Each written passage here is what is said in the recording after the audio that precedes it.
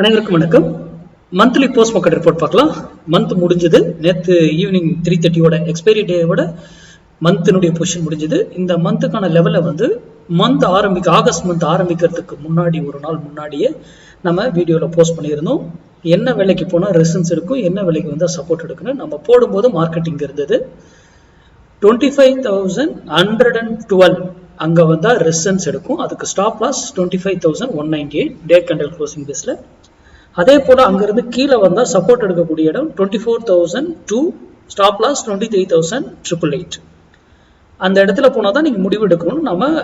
நமக்கு என்ன நியூஸ் எதுவுமே தெரியாது, ஆனால் அங்கே வந்தால் முடிவு எடுக்கணும் அப்படின்னு நம்ம சொல்லியிருந்தோம். அது என்ன நடந்திருக்கு பாருங்க. எக்ஸாக்டாக 25,112 போயிட்டு தான் திரும்புது. நான் எப்பவுமே சொல்லுவேன், இயர்லி வேல்யூ தான் பவர்ஃபுல். இயர்லி நான் இயர் பிகினிங்லேயே போட்டிருக்கேன், ஜனவரி மந்த்தை போய் செக் பண்ணிக்கோங்க. மந்த்லி அதுக்கப்புறமா மந்த்லி பவர்ஃபுல், அதுக்கப்புறமா தான் வீக்லி பவர்ஃபுல். அந்த டைரக்ஷன்லாம் அதுக்குள்ளேயே இருக்கும். அப்போ எந்த டைரக்ஷன் இருக்கோ அந்த டைரக்ஷன்ல இருக்கிறது தான் பெட்டர். ஓகேங்களா? இயர்லியில டார்கெட் ஃபினிஷ் பண்ணிடுச்சு, அதுக்கப்புறம் இப்போ கரெக்ஷன் சின்னதாக வந்துகிட்டு இருக்கு. அது மந்த்லியில் எங்கெங்கெல்லாம் ஆப்பர்ச்சுனிட்டி கிடைக்குதோ அங்கே நம்ம என்ட்ரி எடுத்து ட்ரேட் பண்ணலாம். அப்போ இதை ஹெட்ஜிங் இல்லாமல் ட்ரேட் பண்ணக்கூடாது. ஓகேங்களா? வீக்லிங்கிறது மந்த்லியை விட கொஞ்சம் பவர் குறைவாக இருக்கும். நம்முடைய மினிமம் டார்கெட் 100 பாயிண்ட்ஸ், மேக்ஸிமம் அது எவ்வளோ வேணா போகலாம். ட்ரெண்ட் அப்படி எவ்வளோ பாயிண்ட்டுங்க? 700 பாயிண்ட்ஸ். நான் நேற்று எக்ஸ்பைரி டேட் வரைக்கும் எடுத்துக்கிறேன். 630 பாயிண்ட்ஸ். இவ்வளோ பாயிண்ட் நமக்கு தேவையில்லைங்க. ஒரு 300 பாயிண்ட்ஸ் 400 பாயிண்ட்ஸ் பிடிச்சிருந்தாலும் போதுமானது. கரெக்டுங்களா?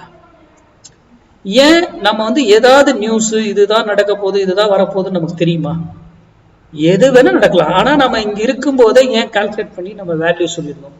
ஏன் அந்த பிரைஸை டச் பண்ணதுக்கு அப்புறம் அது அங்கிருந்து ஃபால் ஆகுது? என்ன காரணம்? சிந்திங்க, கொஞ்சமாவது சிந்திங்க. இந்த வீடியோவின் நோக்கமே நீங்க சிந்திப்பதற்காக மட்டுமே. இது பொசிஷனுங்க. இன்ட்ராடேக்கும் பொசிஷனுக்கும் சம்பந்தம் கிடையாது. பொசிஷனுங்கிறது எல்லாமே totally different topics, different way. இன்ட்ராடேங்கிறது டிஃப்ரெண்ட், அது தனி, இது தனி, செப்பரேட் தான் எல்லாமே. ஓகேங்களா? அப்போ பொசிஷனா பார்த்து அதை ஹெட்ஜிங்கோட எடுத்து ட்ரேட் பண்ணும். அதுவும் எத்தனை நாட்கள்ல கொடுத்துருக்காங்க? 5 டேஸ்ல உங்களுக்கு 600 பாயிண்ட்ஸ் 650 பாயிண்ட்ஸ் ஃபால் ஆயிருக்காங்க. அப்போ இதுதான் ஆப்பர்ச்சுனிட்டி. இந்த மந்த்லியே பெட்டர் ஆப்பர்ச்சுனிட்டி இதுதான். இங்கெல்லாம் பாருங்க, கேப் அப் ஆயிருக்கு, அந்த மாதிரி போயிருக்கு, ஏறி இருக்கு. ஆனா இங்க பாருங்க, பர்ஃபெக்டா என்ட்ரி கொடுத்து கொண்டு வராங்க. பாருங்களா? இதுதான் ஆப்பர்ச்சுனிட்டி பொசிஷனலி. நாம எந்த ஒரு news indicator price action open interest எதுவுமே கால்குலேட் பண்ணுவோம். அந்த வேல்யூ அந்த இதுக்கு போடும். இது பொசிஷனல்ல ஒன் ஆஃப் தி மெத்தட். ஓகேங்களா? அதனால புரிந்து கொண்டு தெரிந்து கொண்டு வருத்தம் பண்ணுங்க. பப்ளிக் டொமைன் யூடியூப், ஃபேஸ்புக், இன்ஸ்டால யார் கொடுத்தாலும் நம்பாதீங்க. எந்த ஒரு வேல்யூ சொன்னாலும் நீங்க அதை தெரிந்திருந்தா பண்ணுங்க. இன்க்ளூடிங் மீ, நான் சொல்றது சேர்த்து தான் சொல்றேன். நன்றி, வணக்கம், வாழ்க வளமுடன்.